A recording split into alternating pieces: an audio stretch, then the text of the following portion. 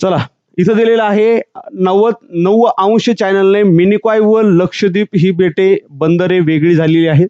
11 चॅनलने अंदमान व निकोबार बंदरे किंवा बेटे वेगळी झालेली आहेत. जर आपण व्यवस्थित मित्रांनो याचं विश्लेषण केलं, आपल्याला फक्त प्रश्न पाहायचा नाही, आपल्याला त्याचं विश्लेषण सुद्धा करायचंय. विश्लेषण करत असताना लक्षात घ्या, हा प्रश्न विचारण्यात आलेला आहे भारताच्या प्राकृतिक विभाग या प्रकरणामधला. भारताचा पाचवा प्राकृतिक विभाग भारतीय बेटे. भारतीय बेटांचा विचार करता या भागामध्ये अरबी समुद्रामध्ये जे आढळणारे बेटे आहेत त्यांना लक्षद्वीप बेट समूह असं म्हटलं जातं. लक्षात घ्या, लक्षद्वीप बेट समूह असं म्हटलं जातं. आणि जे बेट या ठिकाणी आपल्याला बंगालच्या उपसागरामध्ये आढळतात त्यांना अंदमान निकोबार बेट समूह म्हटलं जातं. लक्षद्वीप बेट समूहाचा विचार जर आपण केला तर लक्षद्वीप बेट समूहामध्ये आपल्याला एक सर्वात दक्षिणेला देश पाहायला मिळतो. त्या देशाचं नाव आहे मालदीव. बघा, कन्सेप्च्युअल जायचं, याच्यावर येणारा प्रत्येक प्रश्न तुमचा इथं कव्हर झाला पाहिजे. त्याच्यानंतर 8 चॅनल आहे, 8 उत्तर अक्षवृत्त आहे, त्याला आपण 8 चॅनल असं म्हणतो. त्याच्यानंतर आपल्याला या ठिकाणी मिनिकॉय बेट समूह पाहायला मिळतो. पहा, मिनिकॉय बेट समूह पाहायला मिळतो, मिनिकॉय. त्याच्यानंतर आहे 9 चॅनल. पहा, 9 चॅनल. त्याच्यानंतर इथं आपल्याला लक्षद्वीप आणि अमनदीव बेट समूह पाहायला मिळतात.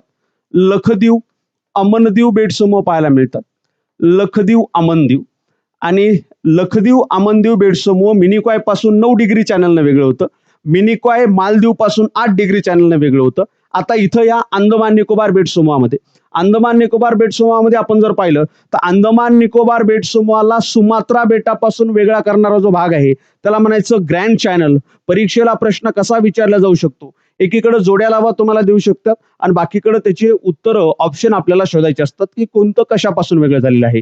हा जो अंदमान निकोबार बेट समूह आहे हा इंडोनेशियापासून, इंडोनेशियाचं सुमात्रा नावाचं बेट आहे याच्यापासून ग्रँड चॅनलनं वेगळं झालेलं आहे. तर या ठिकाणी वर म्यानमार आहे, पहा इथं आहे म्यानमार.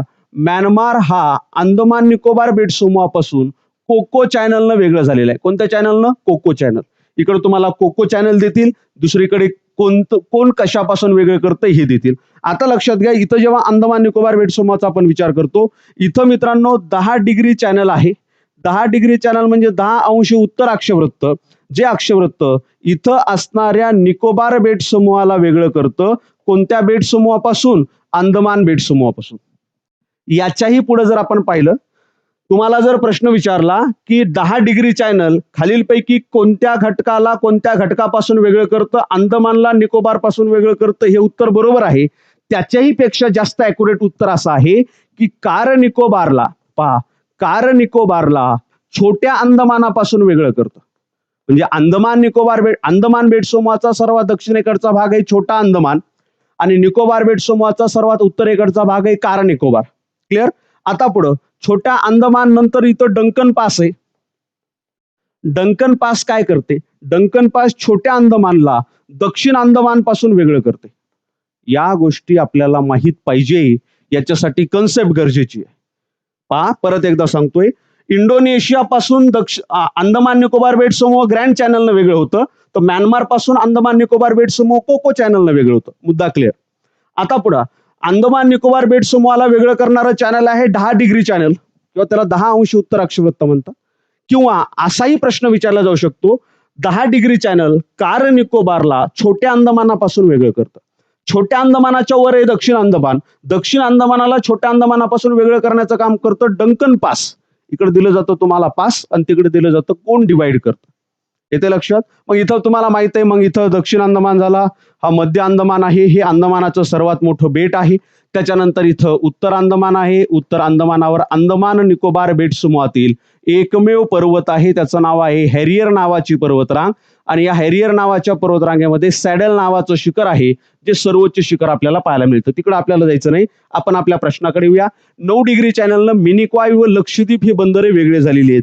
मिनिकॉय, लक्षद्वीप आणि अमनदीव यांचा सगळ्यांचा मिळून होत असतो लक्षद्वीप. लक्षद्वीप आणि अमनदीव याच्यात कोनोनोरे नावाचं एक बेट आहे, कोनोनोरे नावाचं एक बेट आहे, हे सुद्धा महत्वाचं. यांचं सगळ्यांचं लक्षद्वीप होत असतं.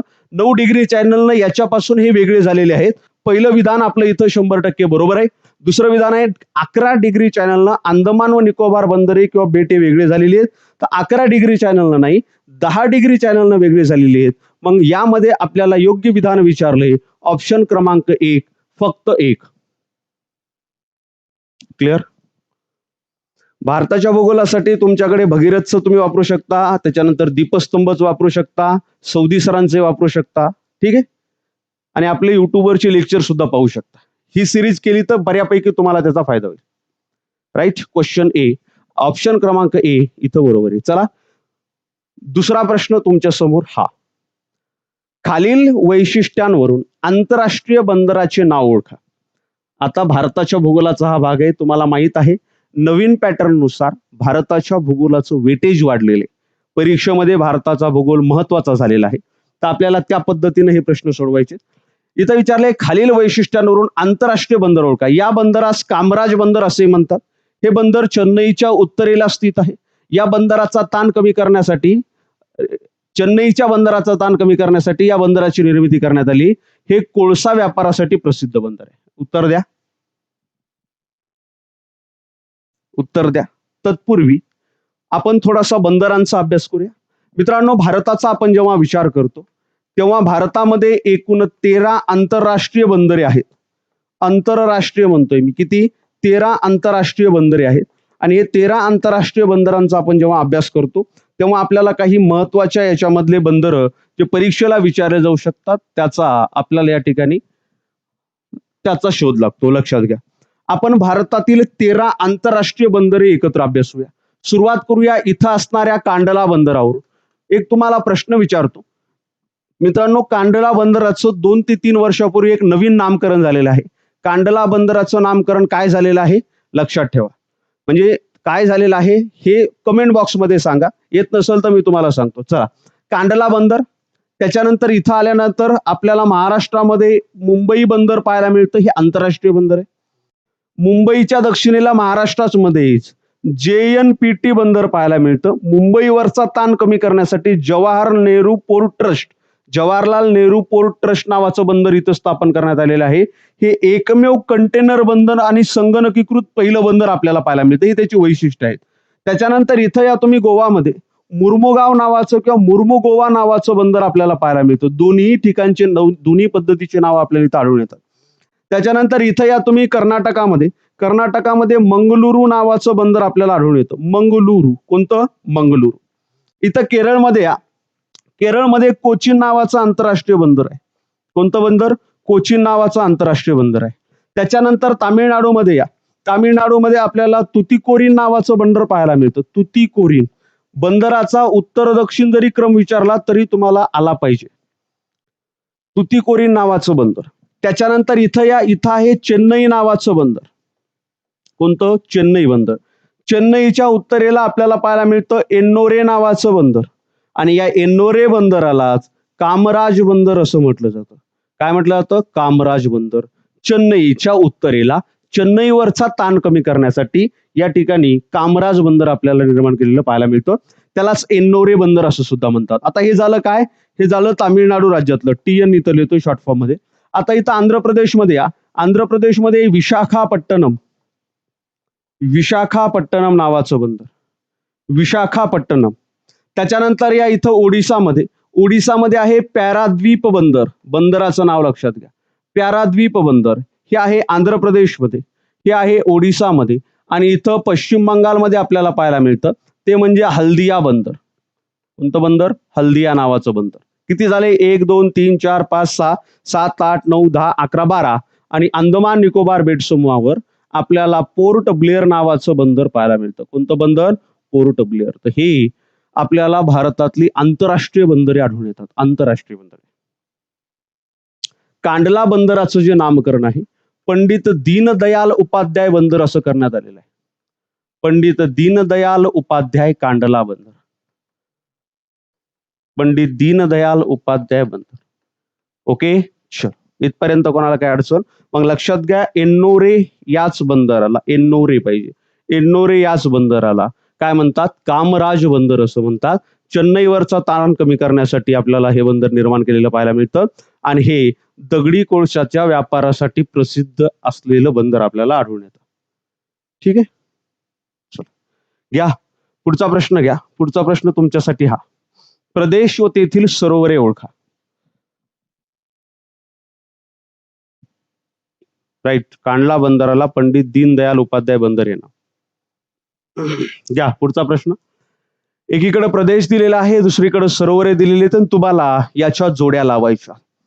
तुम्ही जोड्या लावत असताना काही महत्वाचे प्रश्न जे तुम्हाला इथं आणखी बंदराबद्दल, आपलं आणखी सरोवराबद्दल माहित पाहिजे. आणखी सरोवराबद्दल काय विचारलं जाऊ शकतं, तुम्हाला काही महत्वाचे प्रश्न विचारले जाऊ शकतात.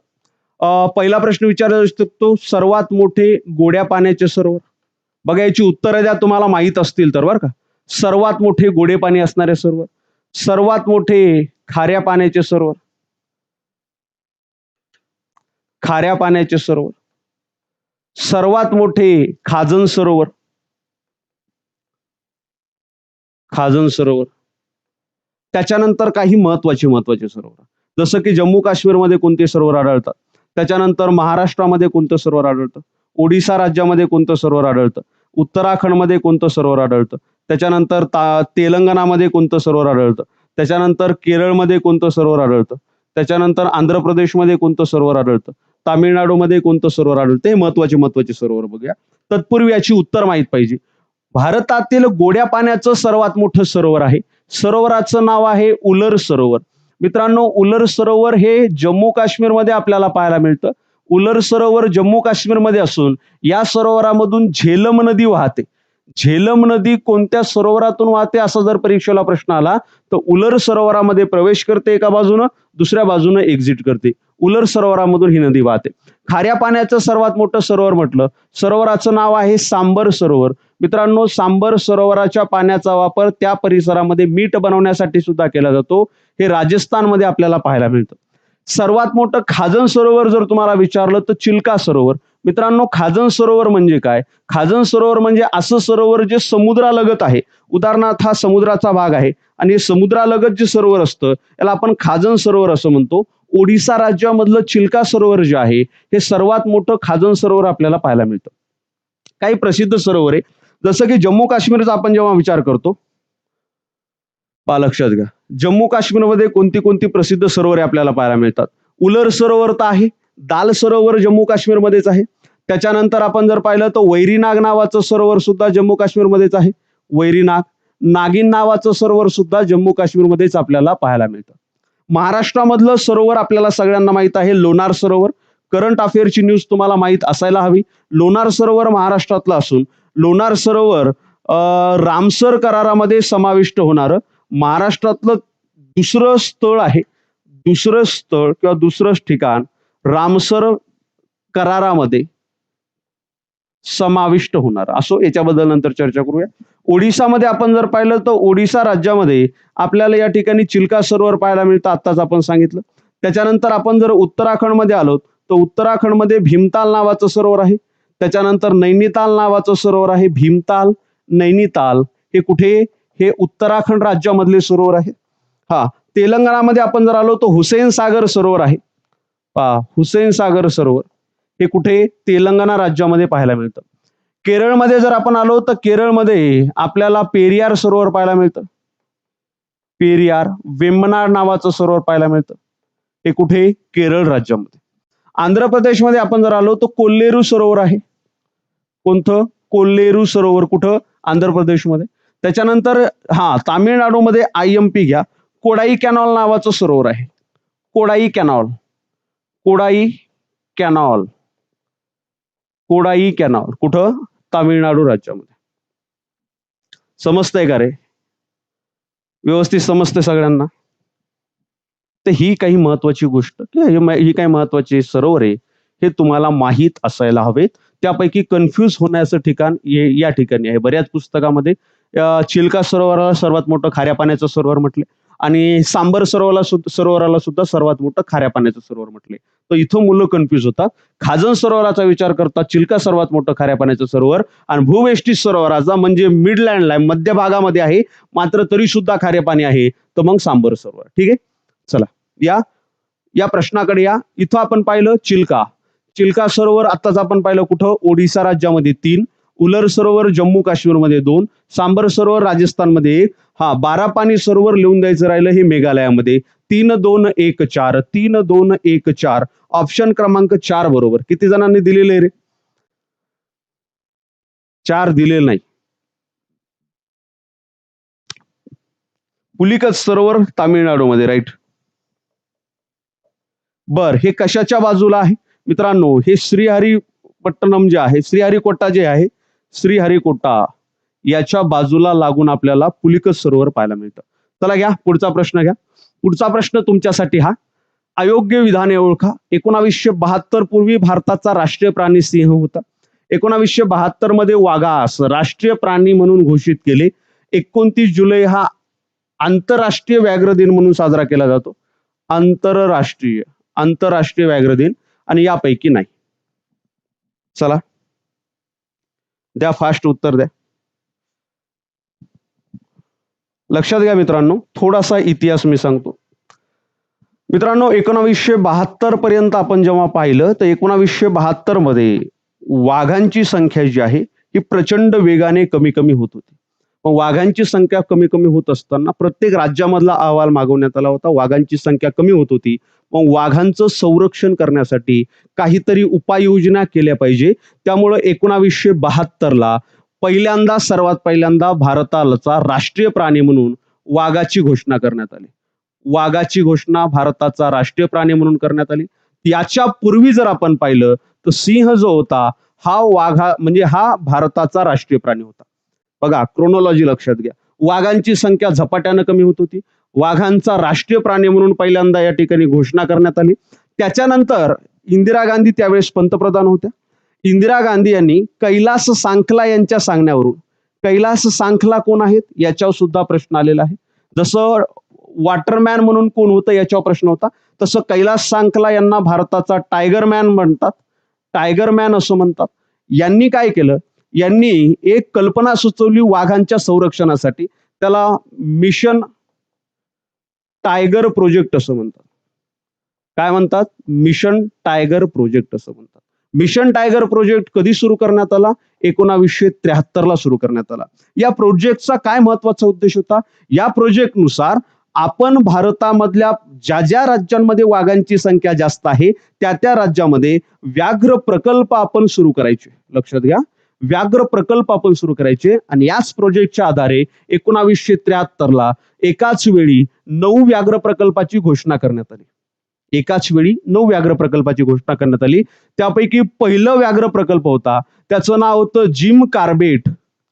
लक्षात घ्या, पहिला व्याघ्र प्रकल्प होता, त्याचं नाव होतं जिम कार्बेट. याची घोषणा 1973ला करण्यात आली. महाराष्ट्रातला पहिला व्याघ्र प्रकल्प जर तुम्हाला विचारला, महाराष्ट्रातला पहिला व्याघ्र प्रकल्प आपल्याला जर विचारला तर आपल्याला या ठिकाणी पाहायला मिळतो मेळघाट व्याघ्र प्रकल्प जो आहे हा महाराष्ट्रातला पहिला होता. या 9 मध्ये मेळघाट व्याघ्र प्रकल्प होता 1973च्या. सिक्वेन्स लक्षात घ्या. मग 1972च्या अगोदर राष्ट्रीय प्राणी सिंह, पहिलं विधान इथं बरोबर आहे, पहिलं विधान राईट. त्याच्यानंतर कैलास सांखला यांना भारताचा टायगर मॅन असं म्हटलं जातं. यांच्या संकल्पनेतून मिशन टायगर प्रोजेक्ट सुरू झाला 1973ला. एकाच वेळी 9 व्याघ्र प्रकल्पाची घोषणा झाली. सद्यस्थितीला जर आपण पाहिलं तर सध्या किती व्याघ्र प्रकल्प आहेत भारतामध्ये? तर सध्या मित्रांनो 55 व्याघ्र प्रकल्प आहेत. किती व्याघ्र प्रकल्प आहेत? 55 व्याघ्र प्रकल्प. आपण जर 55 व्याघ्र प्रकल्पाचा विचार जर केला तर याच्यामध्ये काही महत्वाचे प्रश्न इथं तयार होतात. जसं की सर्वात मोठा व्याघ्र प्रकल्प कोणता? बघा, याची उत्तर मला तुम्ही कमेंट बॉक्स मध्ये द्या. सर्वात मोठा व्याघ्र प्रकल्प कोणता? बर, आणखी विचारला जाऊ शकतो की सर्वात लहान व्याघ्र प्रकल्प कोणता? सर्वात लहान व्याघ्र प्रकल्प कोणता? असाही प्रश्न विचारला जाऊ शकतो. त्याच्यानंतर सर्वाधिक वाघांची संख्या असणारा व्याघ्र प्रकल्प कोणता? वाघांची संख्या असणारा व्याघ्र प्रकल्प कोणता? त्याच्यानंतर सर्वाधिक वाघांची संख्या असणारं राज्य कोणतं? बर, त्याच्यानंतर महाराष्ट्रामध्ये किती व्याघ्र प्रकल्प आहेत हे आपल्याला या ठिकाणी माहित असायला हवे. याच्या बाहेर प्रश्न तुमचे येणार नाही. आता सर्वात मोठा व्याघ्र प्रकल्प आपण जर म्हटलं तर याचं उत्तर तेच, म्हणजे याचं उत्तर दक्षिण भारतामधला नागार्जुन श्रीसेलम नावाचा व्याघ्र प्रकल्प. नागार्जुन श्रीसेलम नावाचा व्याघ्र प्रकल्प हा सर्वात मोठा व्याघ्र प्रकल्प आपल्याला पाहायला मिळतो. तर सर्वात लहान व्याघ्र प्रकल्प महाराष्ट्रातला बोर व्याघ्र प्रकल्प आहे, जो सर्वात लहान व्याघ्र प्रकल्प म्हणून ओळखला जातो. वाघांची संख्या सर्वाधिक असणारा व्याघ्र प्रकल्प जिम कार्बेट व्याघ्र प्रकल्प. कोणता? जिम कार्बेट व्याघ्र प्रकल्प. आणि वाघांची संख्या सर्वाधिक असणारं राज्य आहे मध्य प्रदेश. झालं. महाराष्ट्रामध्ये किती व्याघ्र प्रकल्प आहेत? मित्रांनो, महाराष्ट्रामध्ये एकूण 6 व्याघ्र प्रकल्प आहेत. लक्षात घ्या. महाराष्ट्रामध्ये किती व्याघ्र प्रकल्प आहेत? 6 व्याघ्र प्रकल्प महाराष्ट्रामध्ये पाहायला मिळतात. मेळघाट 1, लक्षात घ्या. आता हे तुम्हाला IMP आहे. IMP म्हणण्यापेक्षा VIMP आहे. मेळघाट 1, ताडोबा अंधारी 2, ताडोबा अंधारी 2, पेंच 3, पेंच 3. 4 नंबर सह्याद्री व्याघ्र प्रकल्प, सह्याद्री व्याघ्र प्रकल्प. 5 नंबर बोर व्याघ्र प्रकल्प आणि 6 नंबर नवेगाव नागझिरा व्याघ्र प्रकल्प. नवेगाव नागझिरा व्याघ्र प्रकल्प. म्हणजे एकूण व्याघ्र प्रकल्प जे भारतामध्ये 55 आहेत, त्यापैकी महाराष्ट्रामध्ये किती व्याघ्र प्रकल्प आहेत? तर 55 व्याघ्र प्रकल्पापैकी महाराष्ट्रामध्ये 6 आहेत, जे हे तुम्हाला पाहायला मिळतात. मेळघाट अमरावती, ताडोबा अंधारी चंद्रपूर, पेंच नागपूर, सह्याद्री 4 जिल्हे. इथं जर आपण पाहिलं तर कोल्हापूर आहे, रत्नागिरी आहे, सातारा आहे आणि इथं सांगली आहे. सांगली. ठीक आहे. बोर म्हणल्यानंतर वर्धा जिल्ह्यामध्ये येतं आणि नवेगाव नागझिरा म्हटल्यानंतर गोंदिया जिल्ह्यामध्ये येतं. अशा पद्धतीनं आपण एवढ्या माहितीवरून प्रश्न सोडू शकतो.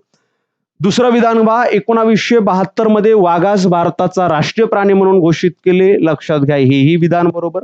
तत्पूर्वी सिंह हा राष्ट्रीय प्राणी होता. 29 जुलै हा आंतरराष्ट्रीय व्याघ्र दिन म्हणून साजरा केला जातो.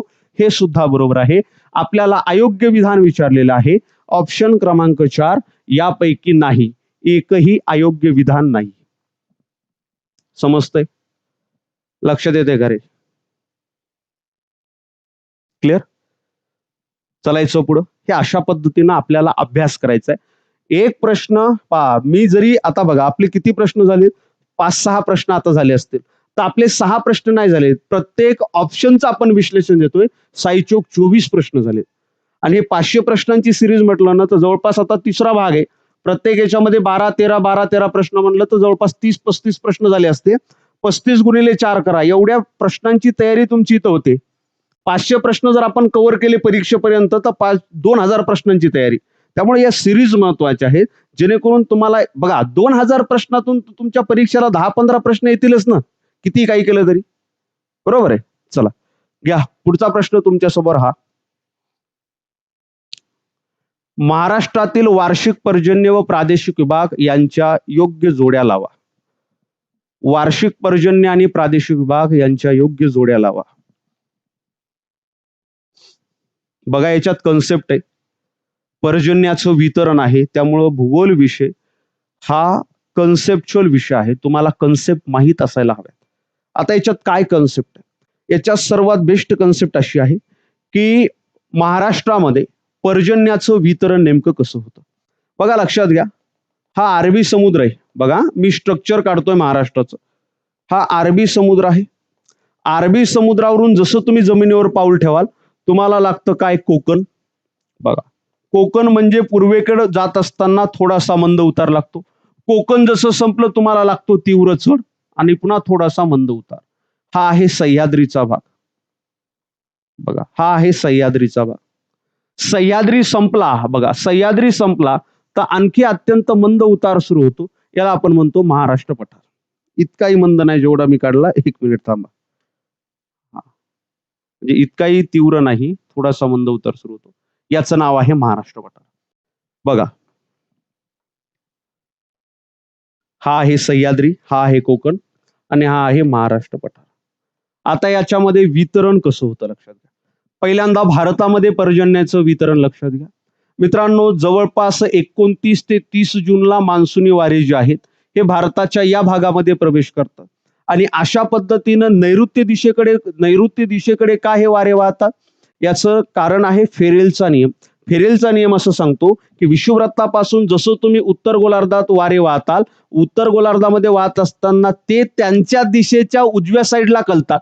त्यांच्या दिशेच्या उजव्या साईडला कलतात.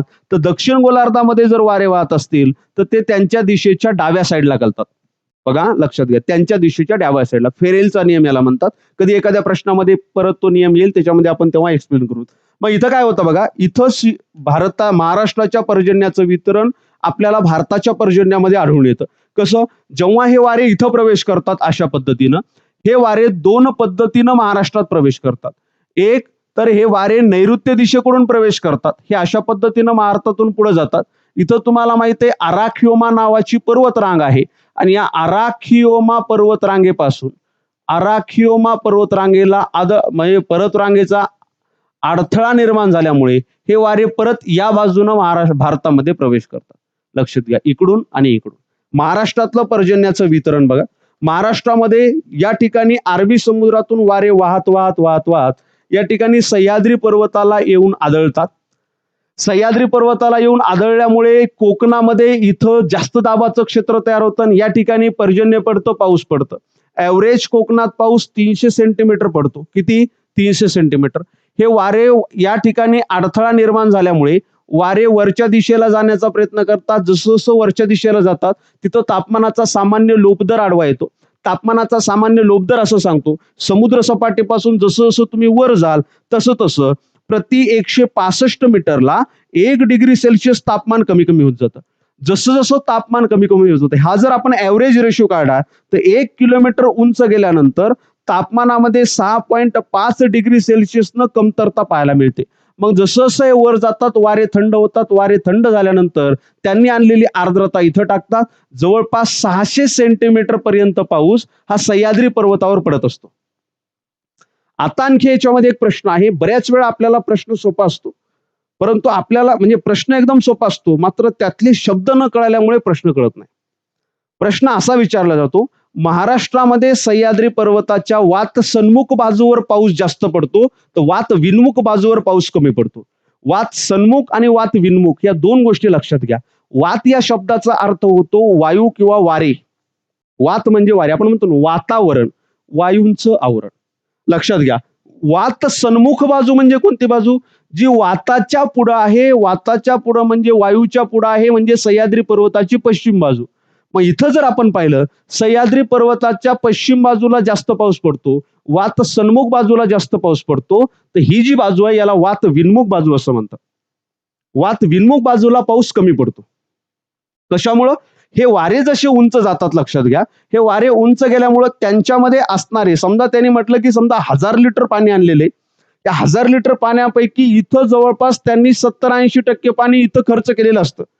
कारण कंडिशनच तशी निर्माण झालेली असते की सांद्रीभवन वेगानं होतं. मग यांच्यात पाणीच ऑलरेडी कमी आहे, बाष्प ज्यांच्यामध्ये कमी आहे, त्यामुळे हे वारे इथून पुढे जात असताना इथं एक तर त्यांना अडथळा नसतो, उंचावर असतात, त्यांना अडवणारं कोण नाही, बाष्प कमी आहे, म्हणून सह्याद्री पर्वताच्या या भागामध्ये पाऊस खूप कमी पडतो. सह्याद्री पर्वताच्या या भागाला आपण पर्जन्य छायेचा प्रदेश असं म्हणतो. कोणता प्रदेश? पर्जन्य छायेचा प्रदेश. कोणता प्रदेश? पर्जन्य छायेचा प्रदेश असं म्हणतो. आता इथून बघा, इथून जसे जसे वारे पुढे जातात, वातावरणामधलं बाष्प जे आहे हे वारे स्वतःमध्ये ओढून घेतात आणि इकडून इकडे जात असताना पर्जन्याचं प्रमाण वाढत जातं. पर्जन्य छायेच्या प्रदेशामध्ये 70 सेंटीमीटर, थोडंसं पुढे गेल्यानंतर इथं 120 सेंटीमीटर, त्याच्यानंतर इथं 150 सेंटीमीटर. आणि हे वारे जेव्हा पूर्व विदर्भामध्ये प्रवेश करतात, पूर्व विदर्भामध्ये आकृतीमध्ये जसं सांगितल्याप्रमाणे इकडूनही येणारे वारे आणि इकडूनही येणारे वारे म्हणजे वाऱ्यांच्या दोनही शाखांपासून पाऊस पडतो. पूर्व विदर्भामध्ये जवळपास 200 सेंटीमीटर पाऊस पडतो दोनही शाखापासून. एक आग्नेय शाखेपासून पाऊस पडतो आणि दुसरा नैऋत्य शाखेपासून पाऊस पडतो. आता आपण येऊया प्रश्नाकडे. प्रश्नाकडे येताना आपल्याला काही गोष्टी लक्षात येतील.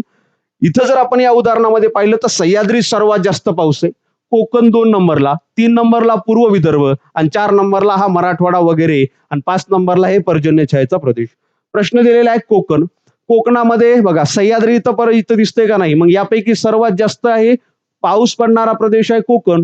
कोकण म्हटलं की 300 लिहून टाकायचं. याच्यापैकी सर्वात जास्त कोकण म्हणल्यावर 300 ऑप्शन क्रमांक 1 बरोबर. त्याच्यानंतर मध्य महाराष्ट्र. आता 2 नंबर घेऊया आपण. सर्वात पहिल्यांदा सह्याद्रीमध्ये पडतो, त्याच्यानंतर कोकण, त्याच्यानंतर पूर्व विदर्भ. पूर्व विदर्भ म्हणजे विदर्भाचा आपण विचार जर केला, विदर्भाचा विचार केला तर याच्यापेक्षा थोडासा कमी विदर्भामध्ये पडतो, इथं 4 बरोबर.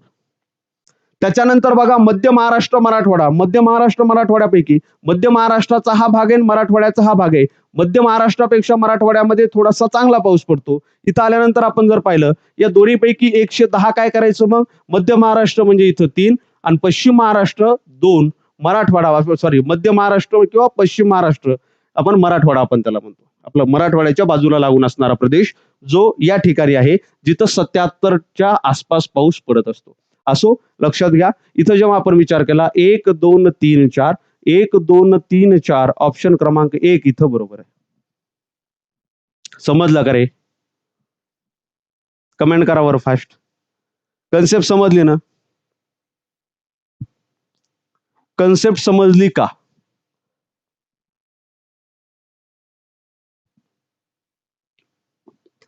कन्सेप्ट समजली का?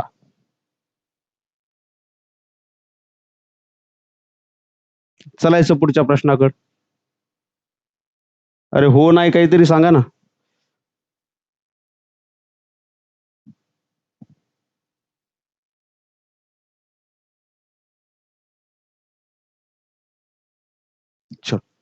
चला या पुढच्या प्रश्नाकडे या.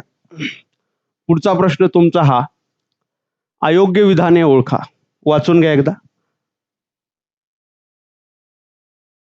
धन्यवाद जाधव सर. चला पुढचा प्रश्न कन्सेप्च्युअल भाग आहे बघा. मला वाटतं फॅक्च्युअल भागाचा प्रश्न आहे. सांगा, उत्तर द्या.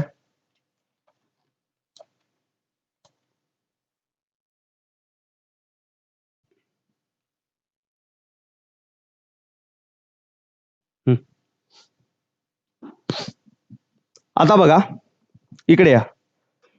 एक एक विधान आपण पुढे जाऊन घेऊया. पुढे जाऊया. बघा पहिलं आहे, सर्वाधिक अनुसूचित जमाती नाशिक, नंदुरबार, पालघर या जिल्ह्यात आढळ किंवा जिल्ह्यात राहत नाहीत. इथं जिल्ह्यांत करा, राहत नाहीत असं विचारलंय. आता बघूया, आपल्याला आता फोकस करायचे अनुसूचित जमाती. नाशिक, नंदुरबार, पालघर याचा अर्थ महाराष्ट्रातील अनुसूचित जमाती विचारल्यात. आता जेव्हा महाराष्ट्रातील अनुसूचित जमातीचा आपण विचार करतो, 2011च्या जनगणनेनुसार महाराष्ट्रामध्ये एकूण अनुसूचित जमातीची जी लोकसंख्या आहे, मित्रांनो लक्षात घ्या, अनुसूचित जमातींची लोकसंख्या आहे ती आहे 1.05 कोटी.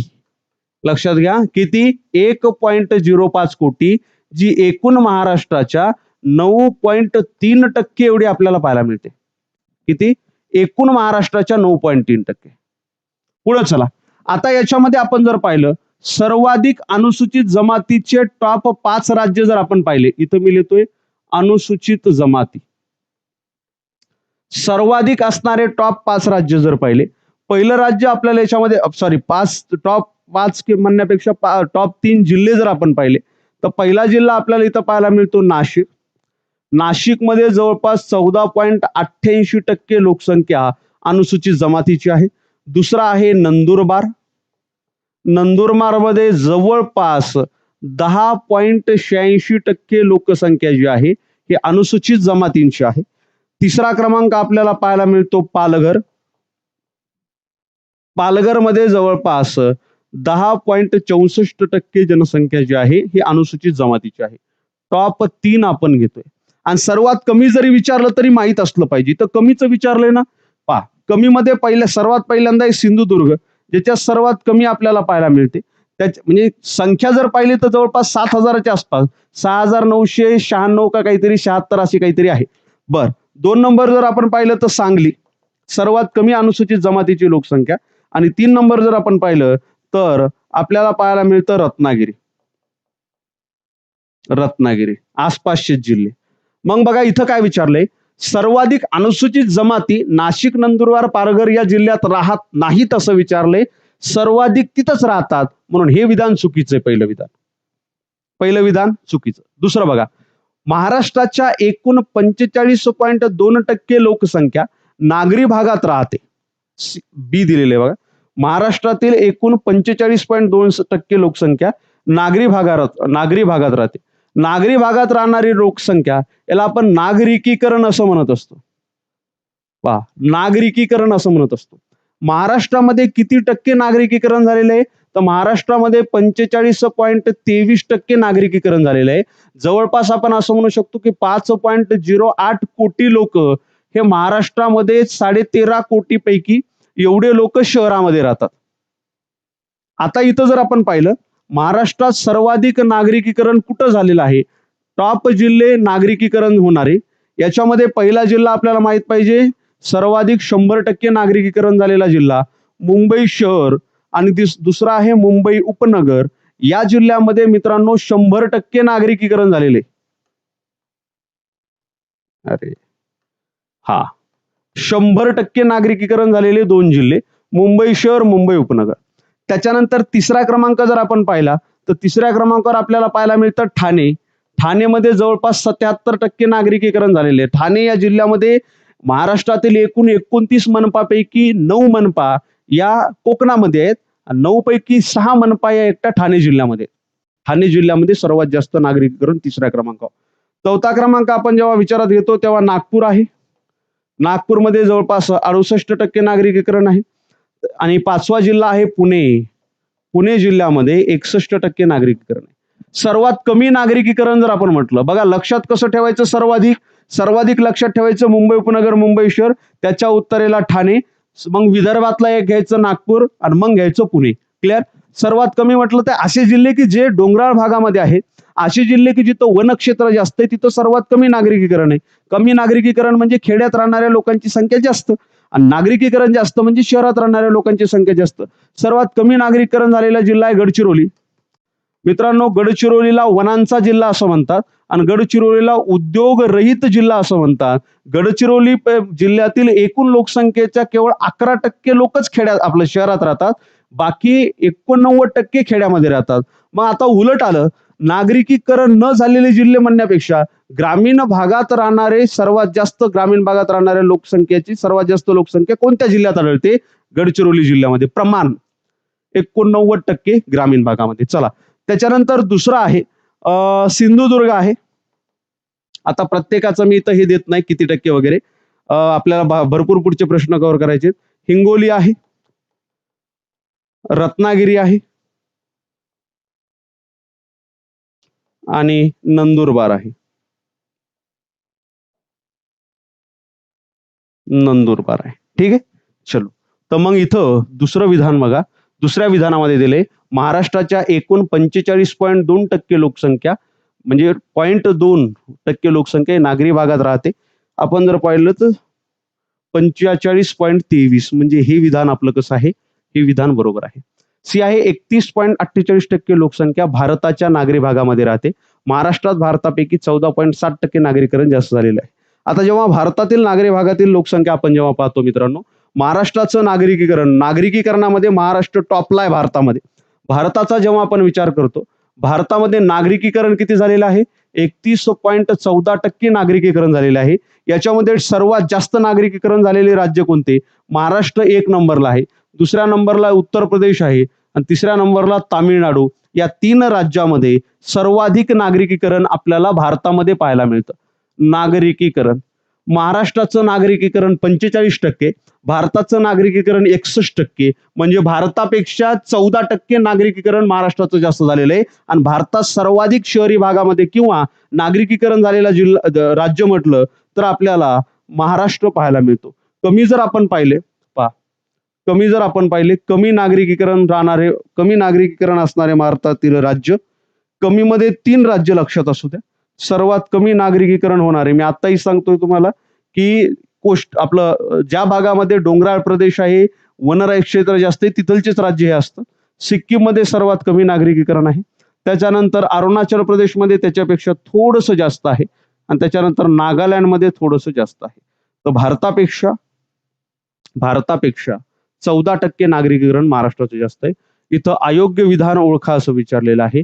एकही अयोग्य विधान नाही, एक अयोग्य विधान आहे, ऑप्शन क्रमांक 1, फक्त एक. या प्रश्नाचं उत्तर ऑप्शन क्रमांक 1 आहे. राईट, नंदुरबार 100% आदिवासी जिल्हा. चला, इथपर्यंत कोणाला काय अडचण आहे का? चालायचं का पुढं? घ्या पुढचा प्रश्न घ्या. पुढचा प्रश्न तुमच्यासाठी हा. योग्य नसलेला पर्याय निवडा. गुरु शिखर हे आरवली पर्वतरांगेतील सर्वोच्च शिखर आहे. कैमूरच्या टेकड्या ह्या विंध्य रांगांचा भाग आहे. पूर्व व पश्चिम घाटास निलगिरी टेकडी जोडते आणि यापैकी नाहीये. सांगा. उत्तर द्या. जे मुलं नवीन जॉईन झालेत लाईक करा. तुमचे मित्र वगैरे कोणी असतील तर त्यांना व्हिडिओ शेअर करा. ही सिरीज आपण परीक्षेपर्यंत घेऊन जाऊया. तुमचा प्रतिसाद जर असेल तर सिरीज आपली परीक्षेपर्यंत 500 प्रश्न कव्हर करण्याचं माझं टार्गेट आहे. बघूया किती होतील. आता थोडीशी नजर टाकूया भारतातील पर्वतरांगांवर. लक्षात घ्या.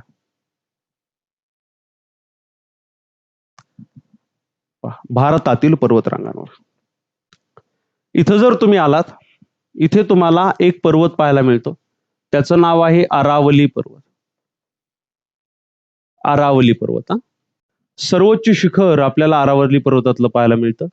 गुरु शिखर 1722 मीटर. त्याच्यानंतर इथे या तुम्ही. चित्तोडगड पासून एक पर्वत सुरू होतो. कुठपर्यंत? सासाराम पर्यंत. सासाराम नंतर होशिंगाबाद पर्यंत आपल्याला हा पर्वत पसरलेला पाहायला मिळतो. याचं नाव आहे विंध्य पर्वत. कोणता पर्वत? विंध्य पर्वत. मित्रांनो, विंध्य पर्वत आणि सातपुडा पर्वताच्या दरम्यान अमरकंटक हे शिखर आहे.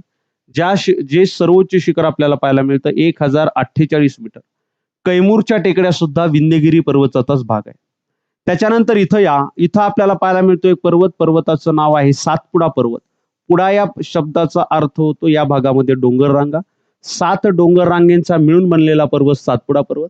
याच्यामध्ये गाविलगड आहे, महादेव रांगा आहेत, महादेव टेकड्या आहेत, त्याच्यानंतर तोरणमाळ डोंगर रांगा आहेत. तर ह्या सगळ्यांचा मिळून म्हणत असतो सातपुडा पर्वत.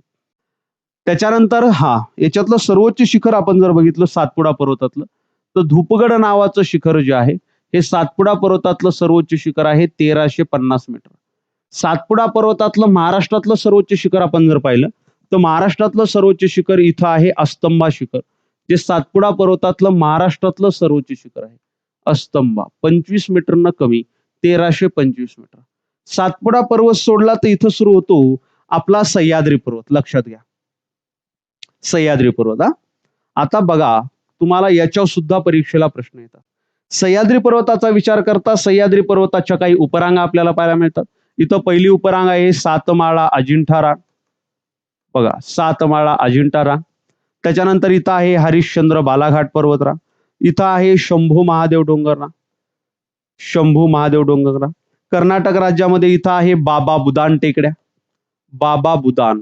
काय नाव आहे? बाबा बुदान. हे अशाच आपल्याला जोपर्यंत तुम्ही असा सराव करत नाही ना मित्रांनो, हे पाठ होत नाही, हे लक्षात राहत नाही. सराव गरजेचा आहे इथं. आणि भूगोल विषय खूप म्हणजे आपल्याला अख्खी जगभ्रमंती बसल्या बसल्या करून आणणारा विषय आहे. आणि इथं आपण अशा पद्धतीने अभ्यास केला तर आणखी भारी. ते पीपीटी वगैरे हे पुस्तकात बघून अभ्यास होत नाही. पुस्तकात असतं तरी ते नकाशात उतरवा, तुमचा अभ्यास परफेक्ट आहे तिथं. आता पुढे चला. त्याच्यानंतर इथं या. इथं आहे निलगिरी नावाची डोंगर रांग. निलगिरी डोंगर रांग ही अशा पद्धतीनं पूर्वेकडे पसरलेली आहे. मित्रांनो, निलगिरी पर्वतरांग पूर्व घाट आणि पश्चिम घाटाला जोडण्याचं काम करते. याला नॉच असं म्हटलं जातं. निलगिरी पर्वतातील सर्वोच्च शिखर आहे. शिखराचं नाव आहे दोडा बेट्टा. नाव लक्षात घ्या, दोडा बेट्टा शिखर हे निलगिरी पर्वतातील सर्वोच्च शिखर असून या शिखराची उंची 2637 मीटर आहे. निलगिरी असं नाव का पडलं? परीक्षेला UPSCच्या प्रश्न आलता. नीला कुरिंजी नावाची फुलं आपल्याला या पर्वतावर पाहायला मिळतात आणि नीला कुरिंजी या फुलावरून त्याला निलगिरी असं नाव पडलेलं आहे. निलगिरी, नीला कुरिंजी फुलावरून निळ्या रंगाचे ते फुलं आहेत. त्याच्यानंतर इथं जर आपण आलो तर इथं आपल्याला एक पर्वतरांग पाहायला मिळते. त्याचं नाव आहे अण्णामलाई पर्वतरांग. अण्णामलाई नावाची पर्वतरांग. आणि याच्यातलं सर्वोच्च शिखर आहे, शिखराचं नाव आहे अनयमुडी. पहा, सर्वोच्च शिखर आहे अनयमुडी. कोणतं शिखर? अनयमुडी. किती मीटर आहे? हे 2695 मीटर. आणि हेच सह्याद्री पर्वतातलं सर्वोच्च शिखर आहे. परीक्षेला प्रश्न आला, सह्याद्री पर्वतातलं सर्वोच्च शिखर कोणतं? उत्तर आहे अनयमुडी. परीक्षेला प्रश्न आला, सह्याद्री पर्वतातील महाराष्ट्रातील सर्वोच्च शिखर कोणतं? महाराष्ट्रातलं सर्वोच्च शिखर कळसुबाईचे शिखर. कळसुबाईची उंची किती आहे? कळसुबाई शिखराची उंची किती आहे? 1646 मीटर. समजलं का रे? ह्या टेकड्या. हा, इथं आता बरेच जण खूप कन्फ्यूज होतात. मित्रांनो, इथं कार्डमम नावाच्या टेकड्या आहेत. कार्डमम नावाच्या टेकड्या आहेत दक्षिणेला, आणि या ठिकाणी सर्वात दक्षिणेला नागरकोल नावाच्या टेकड्या आहेत. जर तुम्हाला परीक्षेला प्रश्न आला भारताच्या सर्वात दक्षिणेकडील टेकड्या कोणत्या, उत्तर आहे नागरकोल टेकड्या. सर्वात दक्षिणेकडच्या नागरकोल, नाव लक्षात असू द्या, नागरकोल. आता इथं या पूर्व घाट ठिकठिकाणी खंडित अवस्थेमध्ये आढळतो. जसा हा सलग आहे तसा पूर्व घाट सलग नाही. पूर्व घाटाकडे आपण जाताना दक्षिणेकडून जेव्हा उत्तरेकडे जातो तेव्हा आपल्याला इथं बऱ्याचशा टेकड्या पाहायला मिळतात. जसं की इथं तुम्ही या तामिळनाडू राज्यामध्ये या, इथं पंचमलाई नावाचं डोंगर आहे. पंचमलाई, तामिळनाडू. बघा सिक्वेन्स लक्षात घ्या. आता उत्तर दक्षिण दक्षिण उत्तर विचारलं जाऊ शकतं. त्याच्यानंतर त्याच्या उत्तरेला आहे शेवरॉय टेकड्या. कोणत्या टेकड्या? शेवरॉय नावाच्या टेकड्या तामिळनाडूमध्ये. त्याच्या उत्तरेला आहे जवादी टेकड्या. जवादी टेकड्या कुठं? तामिळनाडूमध्ये. ह्या सगळ्या तामिळनाडूमध्ये. त्याच्यानंतर पालकोंडा नावाच्या टेकड्या आहेत. पालकोंडा कुठं? बघा तुम्ही जर साऊथ इंडियन मूवी जर पाहत असाल तर त्याच्यामध्ये फॉरेस्ट रिलेटेड ज्या मूवी आहेत तिथं या पालकोंडाचं नाव तुम्हाला खूप वेळा आढळलं, खूप वेळा तुम्हाला ऐकायला मिळेल. पालकोंडा फॉरेस्ट एरियाचा पूर्ण भाग आहे. हा संपूर्ण तामिळनाडू राज्यामध्ये आहे आणि पालकोंडा आंध्र प्रदेश आणि तामिळनाडू या राज्यांच्या बॉर्डरवर आहे. तिथून पुढे आपण जर वर गेलो तर इथे तुम्हाला पाहायला मिळतं वेलीकोंडा. हे कंटेंट फार महत्वाचं आहे बरं का. वेलीकोंडा, जेव्हा इथं समोर उभा आहे मी 5, 7, 8, 10 पुस्तकं वाचून इथं उभा आहे, त्यामुळे हे कंटेंट कोणत्याच एका महाराष्ट्रातल्या पुस्तकामध्ये तुम्हाला मिळणार नाही जेवढं मी देतोय. मिळालं तर तुम्ही मला ते व्हॉट्सअप करून पाठवा. हे एवढं मिळणारच नाही आणि एवढ्या सिक्वेन्सली. त्यामुळे हे कंटेंट जपून ठेवा, खूप महत्वाचं आहे. वेलीकोंडाच्या नंतर आपण जर पाहिलं तर या ठिकाणी नल्ला मल्ला नावाच्या टेकड्या आहेत. नल्ला मल्ला. त्याच्यानंतर कोंडापल्ली नावाच्या टेकड्या आहेत. कोंडापल्ली. हे सगळं आंध्र प्रदेशमध्ये. त्याच्यानंतर राजमहेंद्री सुद्धा आंध्र प्रदेशमध्ये. राजमहेंद्री. त्याच्यानंतर इथं आहे मलयागिरी ओडिसा राज्यामध्ये. मलयागिरी. गर्हजात डोंगर. हे सगळे कुठं? ओडिसा राज्यामध्ये. चला आता हे फार महत्वाचं, याच्यावरच बाकीचे सगळे आपले प्रश्न सॉल्व्ह होतील. गुरु शिखर हे अरवली पर्वत रांगेतील सर्वोच्च शिखर आहे. विधान बरोबर 1722 मीटर. मी कैमूर टेकड्याबद्दल सांगितलं, विंध्य पर्वत रांगेचाच भाग आहे. तेही विधान बरोबर, विंध्य पर्वत रांगेचा भाग आहे. पूर्व व पश्चिम घाटास कोण जोडतं? निलगिरी पर्वत पूर्व घाट आणि पश्चिम घाट जोडण्याचं काम करतं. कोणता पर्वत? निलगिरी पर्वत पूर्व घाट आणि पश्चिम घाट जोडण्याचं काम करतं. हे सुद्धा बरोबर. योग्य नसलेला पर्याय निवडा, म्हणजे अयोग्य असलेला पर्याय असा याचा अर्थ होतो. योग्य नसलेला म्हणजे काय? अयोग्य असलेला. ऑप्शन क्रमांक 4 यापैकी नाही. ठीक आहे. एक्झाम डेट आणखी नक्की नाही, तरी सुद्धा कंबाईन एक्झाम जुलैमध्ये धरून चला.